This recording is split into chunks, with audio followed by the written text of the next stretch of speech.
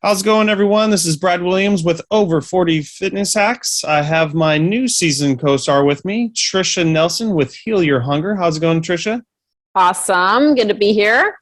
Yeah, thanks for being on our show. Sure thing. Good to meet you and be a part of this. Absolutely. Yeah. So let's dive into more of, what is emotional eating, the science behind it, and also and you mentioned food addiction. So is that the same thing as emotional eating, a type, or is it completely different? Like you were talking about the spectrum of where you were at. Like what are the differences? I think all food addicts are emotional eaters. Like it's driven by their emotions. Not all emotional eaters are food addicts, but I think food addiction is driven by emotional eating.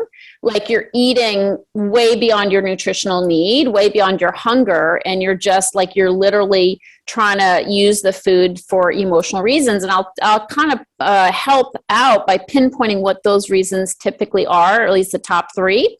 So people know what food does, unhealthy foods. When we binge, it's typically not on salads. Let's face facts. Yeah. 100% no. Yeah.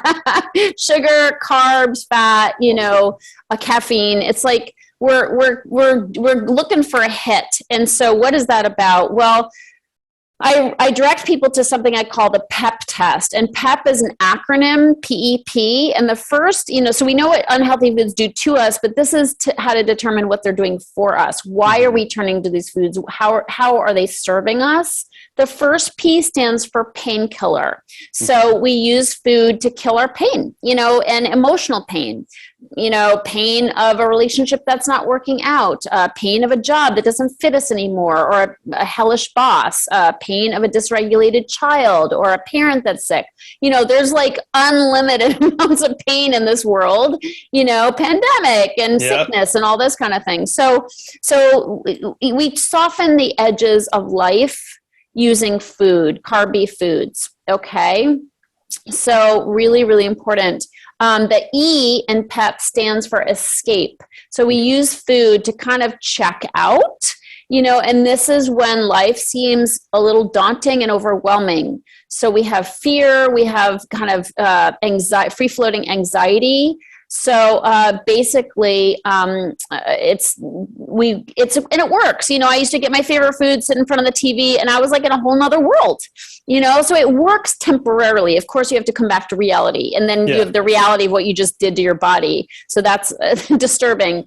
But the last P in PEP stands for punishment, which seems counterintuitive because we think of food as a reward. My favorite Belgian chocolate and my gourmet popcorn, whatever, but if we go overboard, if we tend towards overeating, binge eating, then we feel sick, disgusted, mad at ourselves, beating ourselves up with all kinds of awful thoughts about, what a loser we are. That is not a reward. Hello, that is like some serious punishment.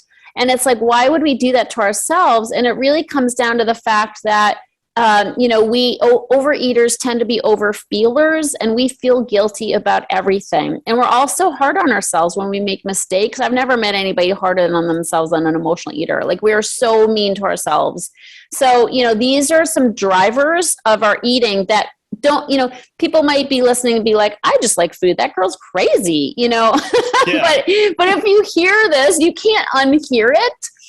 And if you do a little digging, like when you get it, I used to go to the refrigerator like 5 times of an evening. I just I wouldn't want to, just be with myself. And I get up and I go look in the refrigerator, like what's in there, as if something was going to pop into the refrigerator that wasn't there an hour ago. Yeah. But that's the problem. Yeah. You're circling like a hawk. Exactly. But I'm looking to satisfy something deeper. So if I just take a moment and say, okay, what's going on?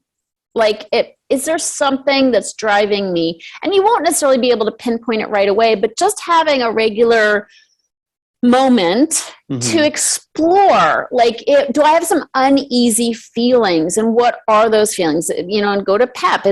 Am I looking to kill some pain? Am I trying to escape something uncomfortable? Or did something happen at work today that I really just don't want to deal with? Or am I feeling regretful feelings about something and I'm kind of taking it out on myself? Or am I angry at somebody else and taking it out on myself?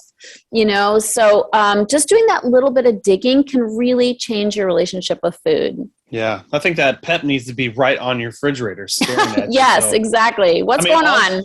I mean, who knows if all of us are some levels of emotional eating, but for like myself, it's the kitchen's like the centerpiece of your house. You get home after a hard day at work and you're winding down, and I notice myself just going in and out of the kitchen, doing exactly what you said. Just look. I'm just kind of bored and taking a break from the TV or something, but you keep circling back. Like that refrigerator door, when you get home, gets opened up like 150 times. Yeah, exactly. But what I do after that, I've trained myself to pick good choices and all that, and I don't think I'm punishing myself, but right. But I mean, that's just everybody's problems now. Like what you're talking about, it's more of an emotional thing. It's just even more of a vicious cycle. Yeah. Well, we just need to get more conscious, and I think it's just unconscious eating is so easy to do. And so that's the more we can kind of wake up and ask ourselves important questions and really recognize that we have needs that are emotional, that we're feeding with food. I think that's going to help everybody and help the obesity epidemic that we're facing right now. We're almost practically 1 in 2 people in this country are overweight or obese. That's incredibly sad. Yep.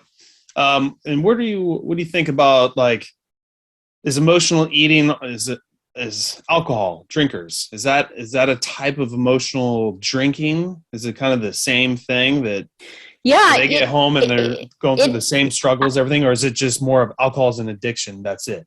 No, to me, they're interchangeable. Yeah, they sound like it. Yeah, it's like it doesn't matter what you do, whether it's porn or alcohol or pot or spending online, whatever. It's like we are escapists. Like we are trying to check out because we have a ton of stress that we don't address. We have stress and we're just in a knee-jerk way, we're just reaching for something that can be a comfort to us. And that's those some things, when they're addictive habits, they take over.